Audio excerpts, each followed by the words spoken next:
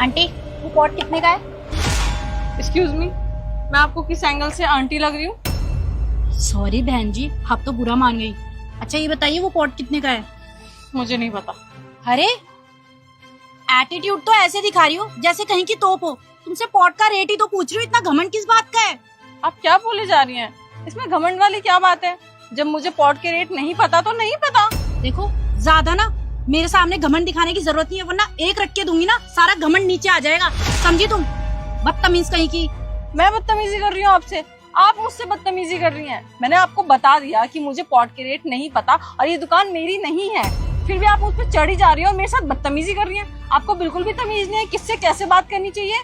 हो अच्छा, तो अब एक पॉट वाली मुझे बताएगी कि किससे किस तरीके से बात करनी चाहिए। अपनी ना औकात मत भूल, तू एक दुकानदार है, तेरे से जो कस्टमर आके पूछे वो बता देना। अरे पैसे दूंगी, फ्री में थोड़ी ना ले रही हूँ तेरे से पॉट। बकवास करे जा रही है, ऊपर से बहस भी करे जा रही है। जो आप पैसे देंगी ना वो दुकान वाले को दीजिएगा, मेरी ये दुकान नहीं है।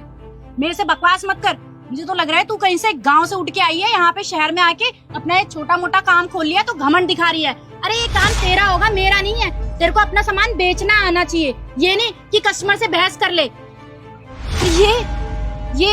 ये एंड्रॉइड फोन लेके घूम रही है, डब्बा फोन। मुझे तो तेरे इस फोन को देख के भी ना तरस आ रहा है। बेचारे इस फोन को भी ये हो रहा होगा कि किसके हाथ में है ये।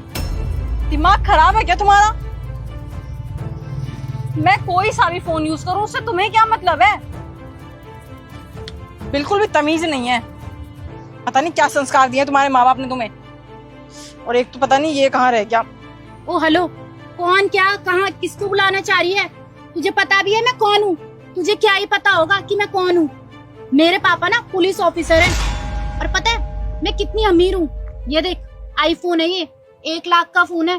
तुझे तो ये भी नहीं पता होगा कि 1 लाख में जीरो कितने होते हैं। हो आई एम रियली सॉरी, मैंने तुझे ये बताया कि मेरे पास आईफोन है। अब तुझे बहुत छोटा फील हो रहा होगा ना। तुझे पता है मेरे पास ना 4 गाड़ियां हैं और मेरा खुद का बंगलो है, और मेरे पापा का बंगलो अलग है। अगर मैंने अपने पापा को एक कॉल करी ना और तेरी हरकत के बारे में बताया तो तुझे और तेरे इस काम को उठवा के फेंकवा देंगे, समझी? कौन है तुम्हारे पापा? मेरे पापा ना यहाँ के SI हैं। और तुझे मेरे पापा के बारे में इतना जानने में क्या इंटरेस्ट है? ओह तुझे जेल जाने का शौक है, तुझे जेल जाना है। मैं तेरी हेल्प ऐसे ही कर दूंगी ना, मैं तुझे ऐसे अंदर करवा दूंगी ना। मैं अपने पापा को क्यों तकलीफ दूं? तुम्हें कुछ ज्यादा ही घमंड नहीं है अपने पैसों पे? खैर, जब तुम्हें पता चलेगा ना कि मैं कौन हूँ तब तुम्हारे पैरों तले ना जमीन खिसक जाएगी। अरे तू क्या है क्या नहीं, तेरे ना हुलिये से साफ पता चल रहा है कि तू गांव में ना वो क्या कहते हैं उसे, हाँ गोबर लेपना, तू वो काम करती होगी। अब वहाँ पे वो काम ढंग से चला नहीं, कमाई ढंग से हो नहीं पाई, तो शहर आके ही पॉट बेचने का काम करने लग गई। और यहाँ पे तू कस्टमर से बदतमीजी कर रही है, ऊपर से मेरे को कह रही है कि मैं तेरे से बदतमीजी कर रही हूँ। हाँ ओ प्लीज, तुम्हारा ना बहुत ज्यादा हो रहा है। तुम जैसी लड़की को समझाना ना बहुत ही मुश्किल है। कितनी बदतमीज हो तुम। सॉरी मैम, मैं आने में लेट हो गया। पापा आप? शीतल बेटा तुम यहाँ क्या कर रही हो? अरे पापा अच्छा हुआ आप आ गए। आपको पता है ये बदतमीज लड़की मेरे से बहस कर रही थी और मुझसे उल्टा सीधा बोल रही थी। मैंने उसको बता दिया कि मेरे पापा पुलिस वाले हैं, और उसके बाद भी मेरे से बदतमीजी पे बदतमीजी करे जा रही है। वेट, ये आपकी बेटी है? जी मैम, मैं इनकी तरफ से ना मैं माफी मांगता हूँ आपसे। शीतल तुम्हें मालूम है ये कौन है? क्या बोले जा रही हो? देख के तो कहीं की गंवारा लगती है, मन तो करता है रख के दूं एक खींच कर। शीतल चुप, तुम्हें तमीज नहीं है किसी से बात करने की? ऐसे बात कर रही हो? जानते हो ये कौन है? कौन है ये? कहीं की तोप है क्या? ये यहाँ की न्यू IAS अफसर है। हाँ, तूने पता नहीं क्या क्या बदतमीजी करी इनके साथ में। आज तू मेरी नौकरी जरूर खाएगी। मैम शट अप, रहने दो। अंकल जी, मुझे एक बात समझ नहीं आती कि आपने अपनी बेटी को ऐसे संस्कार दिए हैं। इसे बिल्कुल तमीज नहीं है कि किससे किस तरीके से बात करनी चाहिए। अच्छा ठीक है, अगर मैं यहाँ पे पॉट बेचने वाली होती तो मुझसे ये इस तरीके से बात करती। चलो अभी तो ये मुझे सॉरी बोल रही है, लेकिन पता नहीं ये औरों से किस तरीके से बिहेव करती हो।